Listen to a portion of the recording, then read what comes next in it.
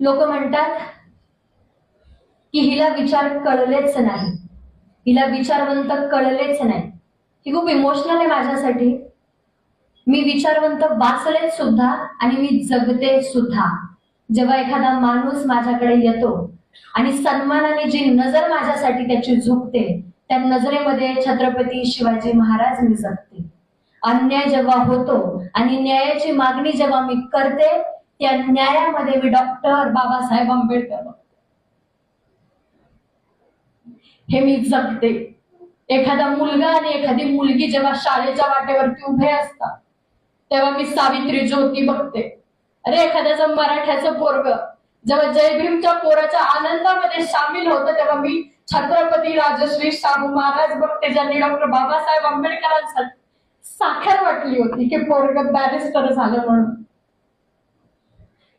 जेव्हा आपण म्हणतो ना ही मुंबई माझी आहे, गर्वाने जेव्हा म्हणतो अरे ही मुंबई आमची आहे, त्या लेखणीत मी अण्णाभाऊ साठे बघते. तुम्ही महाराष्ट्रातले लोक इतिहास विसरले असाल, आजही माझ्या रक्तात तो इतिहास झळकतो आणि मला तो दाखवायचा आहे की मी शिवनेरीतली आणि त्या मातीतली मुलगी आहे, जिच्या हातामध्ये बांगड्यांपेक्षा आधी तलवार दिली जाते.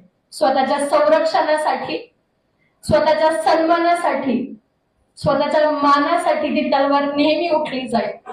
ज्या ज्या लोकांनी माझं समर्थन दिलंय, मी प्रचंड आभारी आहे तुमचे की तुम्हाला हे कळतं. ज्या ज्या वेळेस एखाद्या मुलीवरती अन्याय होतो, बलात्कार होतो, ही तलवार उठली जात का नाही हा प्रश्न मला महाराष्ट्राला उठलायचा. अरे तुम्ही मावळे म्हणून स्वतःला घेताय. एखाद्या मुलीचा अपमान तुम्ही कसा पचवू शकता. बोलले मी की ती तलवार आहे माझ्या हातात, पण ती तलवार का घ्यायची वेळ येते याचा कोणी विचार का नाही करत.